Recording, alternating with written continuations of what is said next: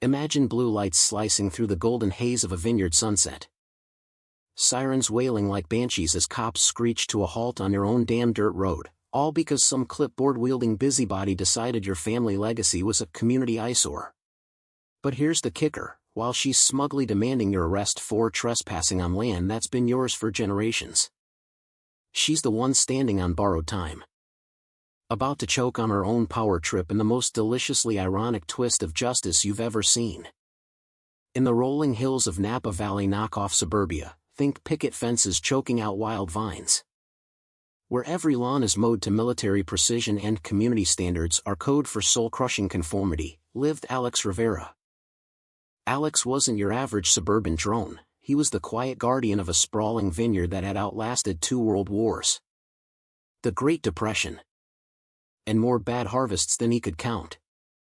His grandpa, fresh off the beaches of Normandy with shrapnel scars and a GI Bill burning a hole in his pocket, had sunk every penny into this patch of stubborn California dirt back in '46.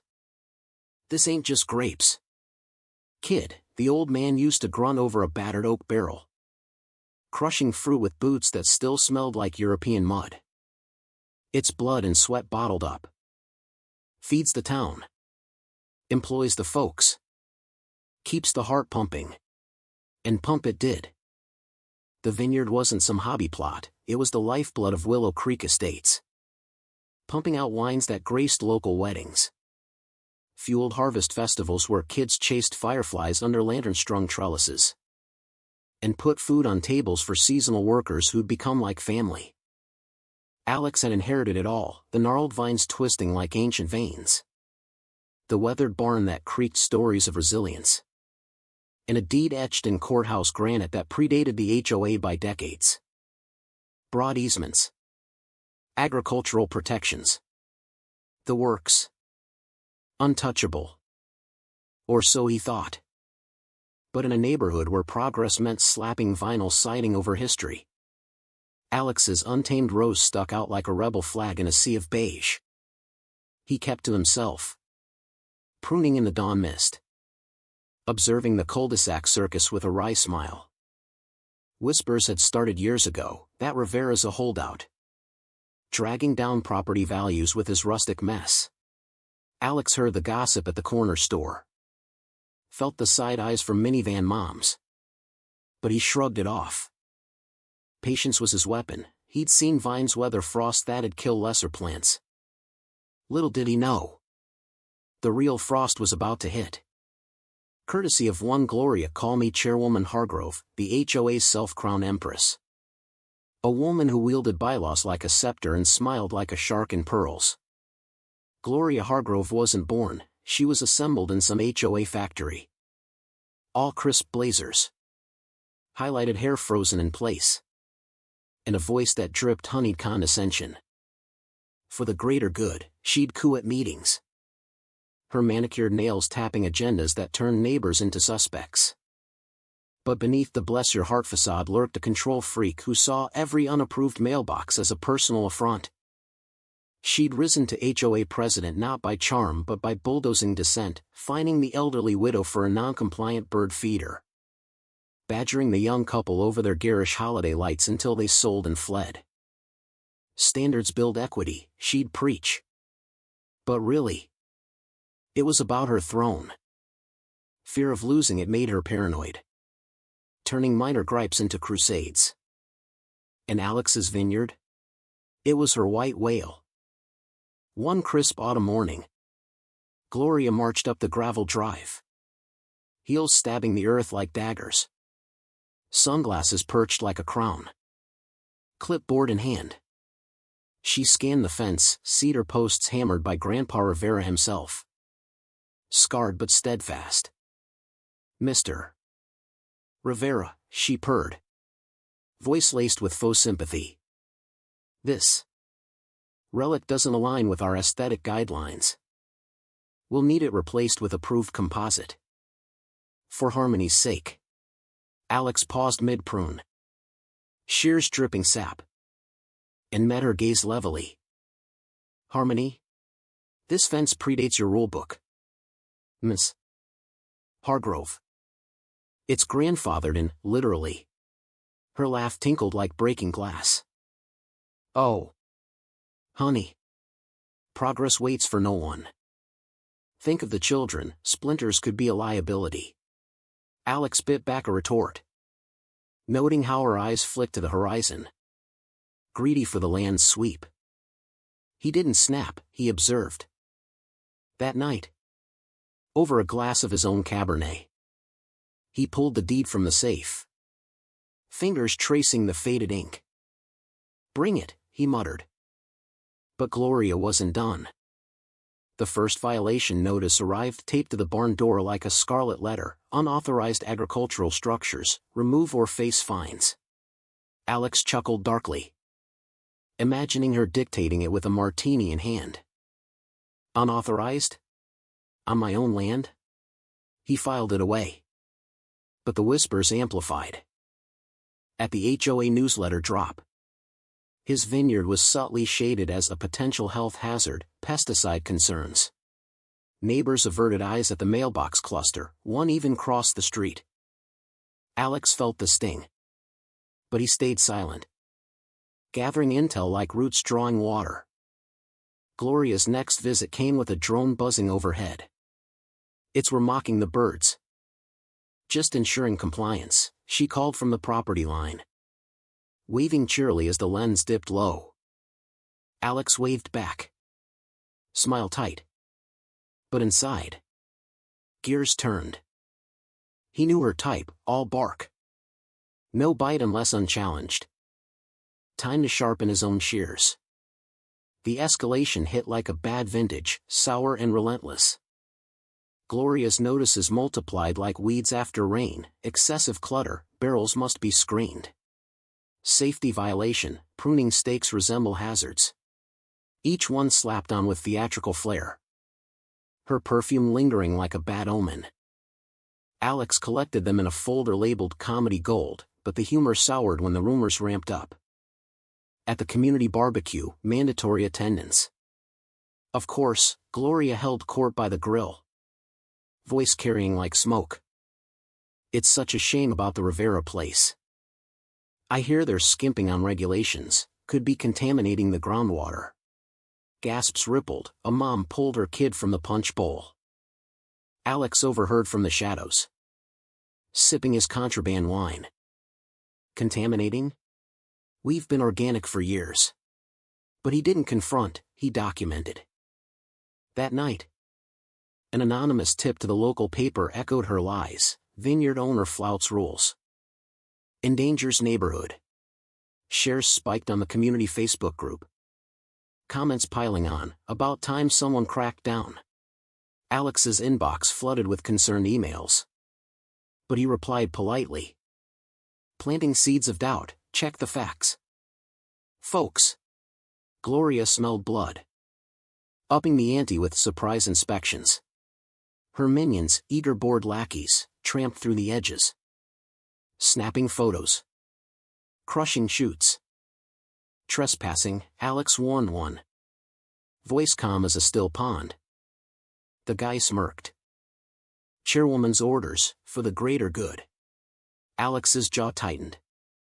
But he filmed it discreetly, adding to his growing dossier. The drone became a daily pest, hovering like Gloria's extended ego, once even startling workers into dropping baskets. This is harassment, a picker grumbled. Alex nodded. Exactly. But the real gut punch came via mail: a $5,000 fine for non-compliant land use. Attached? A glossy proposal for beautification, turning his vineyard fringe into a community park with fountains and paths. Over my dead vines, Alex muttered.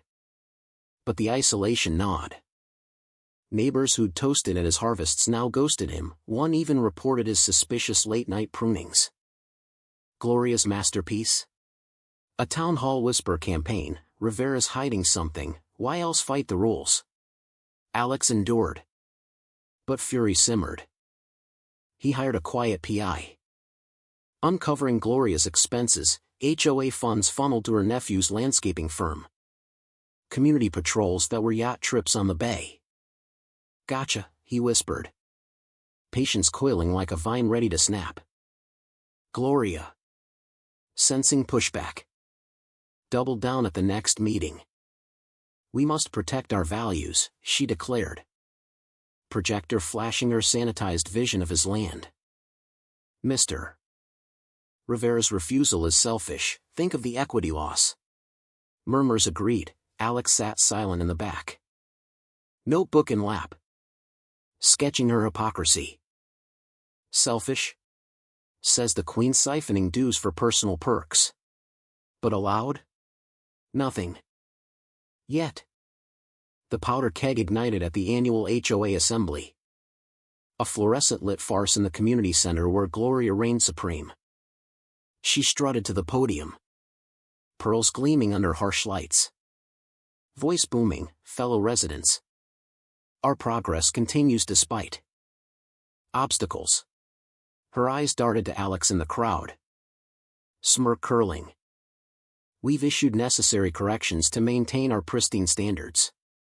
Alex rose slowly, folder in hand, heart steady. Obstacles? Like your fraudulent fines. Chairwoman? Gasps echoed. Gloria's face twitched. Slander. Sit down. Mr. Rivera.